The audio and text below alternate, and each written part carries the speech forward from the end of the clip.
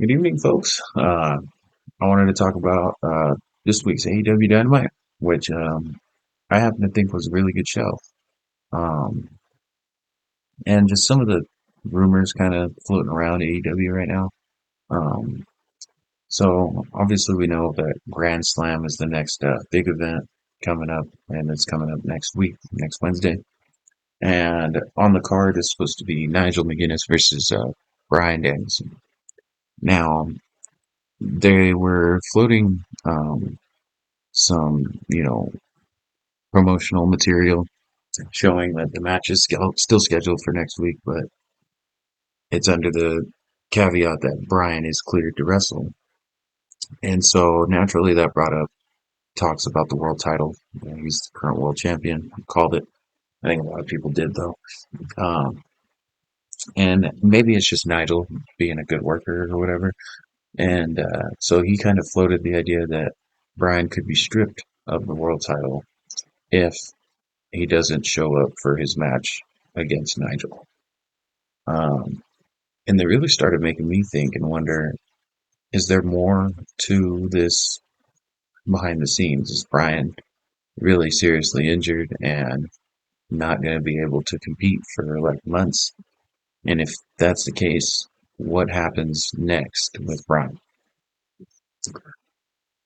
In my opinion, I don't think that Bryan would vacate the title and rehab from whatever injury he's dealing with and then come back and wrestle full time again and try to win the world title. I don't know if I see that happening. And I think that if it comes down to it, Bryan is stripped of the title, he might be done with his full time career at that point. And he would, in my opinion, I think he would probably begin to transition into a more part time performer. And he might need to. I mean, especially if this is all done, storyline, in terms of this injury and the implications it might have. Um, and yeah, elsewhere, well, I guess I'll just give a rundown of Dynamite.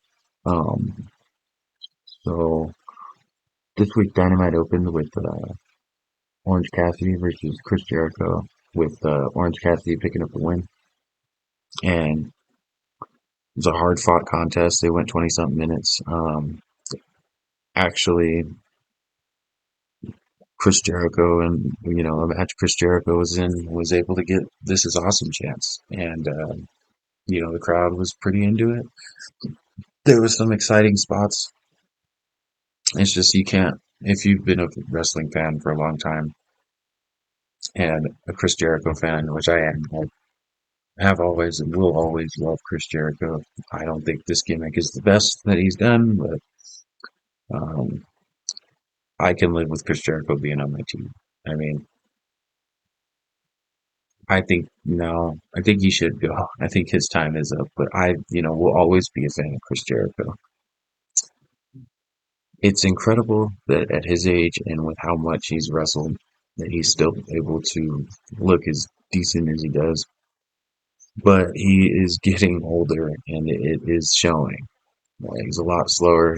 I'm surprised his line salts are connecting the way they are. Sometimes it doesn't look like he's going to make it, but he did good here, and so did Orange. Orange ended up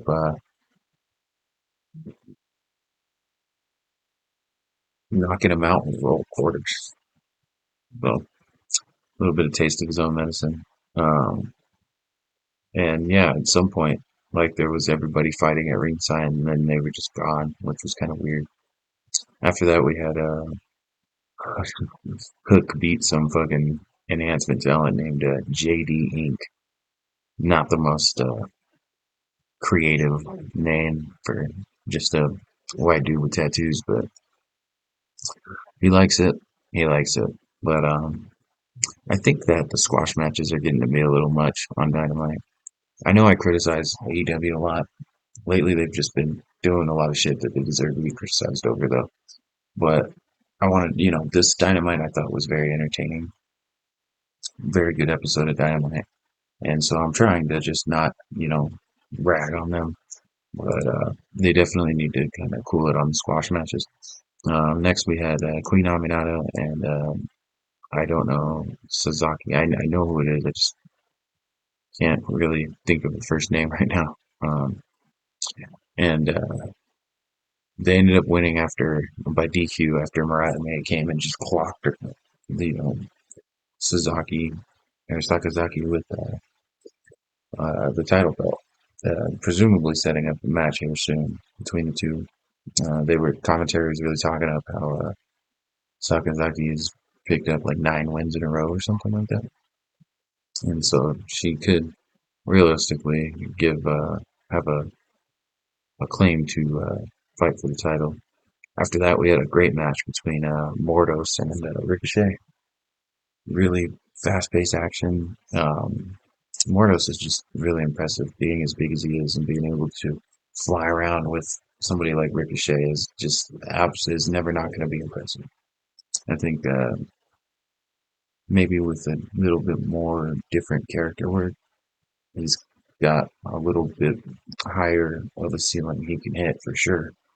But naturally, we knew how this was going to go, which kind of the case with most Dynamite matches. I mean, lately, Raw and SmackDown kind of had the same issue as well. So I think it's really just a wrestling problem. There's not as much enough unpredictability. Everything is very, very predictable. Um, but yeah, it was a very hard fought match. Both guys look fantastic. Um, if you ask me, I think Mortals look better. Just not because Ricochet doesn't look good or nothing, but just because Ricochet is Ricochet. You expect that from Ricochet, but and I guess now you kind of expect that from Mordos. But when you put him in the ring with Ricochet, you expect Ricochet to shine more. I think Mordos stayed right with him. Um, After this, or right before the main event, Ricochet actually confronted Will Ospreay, said that he went to Tony Khan and basically got a match for the international title for the week after Grand Slam. And because Ospreay and Fletcher are facing the Young Bucks for the tag team titles. And Ricochet actually cut a very solid promo here on Ospreay, essentially, in this segment. And yeah, I don't know why he didn't get more opportunities to talk when he was in WWE. Um, I think if he continues to give that good blend of what he can do, obviously, in the ring and segments like this where he, you know, makes it known he's not just some fucking flashy guy in the ring. Like he's serious. He's here to be a serious threat to, anybody and everybody. Then I think Ricochet could go so much higher than he ever went in WWE. He's one of the few people I think that could come over to AEW and see a lot more success. We don't really see that except for, at the very top of the card with a couple guys that were kind of already stars to begin with in WWE. Uh, I don't think we see too many people come from WWE and make it to the next level. Um, John Moxley, he counts, but he doesn't count because like that potential was always there. Um, and Hangman was about to attack fucking Tony Schiavone. Jeff Jarrett made the save, and I assume that's setting up a match between the two of them. They might have said it, but I forgot. It was yesterday. And then so we had the main event, which was a pretty good match. Um, really hard to tell um, who was going to win actually until the very end. And I didn't think that the Fletcher and Will Ospreay were going to win because part of me felt like maybe they're going to put the titles on them. But after I thought about it more, it made sense that Ospreay, Fletcher, and Takeshita were going to win. And they even kind of played up tension between Takeshita and Ospreay, but they ended up having to work together. But there's still tension after, um, which will be an interesting, match down the line.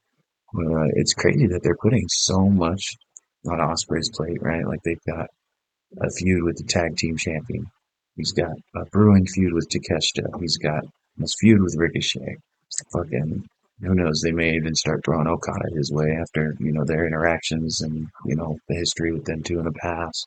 Um, you've got the Don Callis, looming overhead. And part of me thinks that this could lead to a feud between Will Ospreay and Kyle Fletcher because I am almost positive that they are not going to win the tag team titles next week, and if they do, they might as well just fucking throw the world title on Ospreay already, because that's obviously where this is headed. Um, and he may even be the one that ends Bryan's reign if Bryan isn't relinquishing the title. Um, but you know, every episode of AEW Dynamite kind of has a sense of being a little weird and just uneven, sort of. But this one I felt like was a pretty good show. And I'd say best match of the week probably goes to Ricochet and Mortos. The main event was definitely kind of close. Um, Orange Cassidy and Chris Jericho had a great match, and for Jericho being the age he is, but it was not even in the same stratosphere as the other two matches in terms of quality and excitement. I guess there were exciting spots. All three of those matches got the holy shit chance. This is awesome chance. A couple of them multiple times. So they were all good television matches. Um, in terms of storyline movement, I don't think there was too much. We had another face-off between Darby and John, where John Moxley kind of lingered away from him, didn't really fucking, try and like attack or anything. Darby attacked first, actually. Um, and that honestly is a match I kind of don't really already know the outcome to. There's a part of me that thinks that that is all fucking dependent on whether or not Bryan is gonna even be able to defend the world title again. If he is, I think that John Moxley's gonna win, so he can be another defense that Bryan has on the way. But the way they're trying to build Moxley, kind of hard to say. I think that if Bryan relinquishes the title, it probably will be John Moxley who wins and then ends up winning the title so that Darby can end up beating him down the line, get that major win. Um, Big part of me that thinks that at any given moment, because just at random, essentially, Will Ospreay it's not random, but it's kind of random that Will Ospreay would end up as number one contender for the World Tag Team titles, just get thrown into the gauntlet match. But, it happened, whatever. We're here now. But I don't doubt that that's something that could always happen too, is that Ospreay just gets hot shotted, into the world title match, the world title scene. Especially if Bryan goes down. So let me know what you think.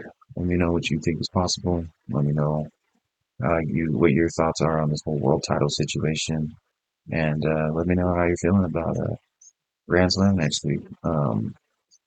Tomorrow night or Saturday morning, I'll be reviewing all the WWE shows for the week, kind of going over all of them together. I'd like to keep those guys together, or maybe I'll just do three separate. I don't fucking know, dude. I don't know. I'm still fucking new. Just trying to figure this shit out. I know we got Rampage included tomorrow, or Friday and Saturday. Probably will maybe do something on Collision, like and Rampage together, along with TNA.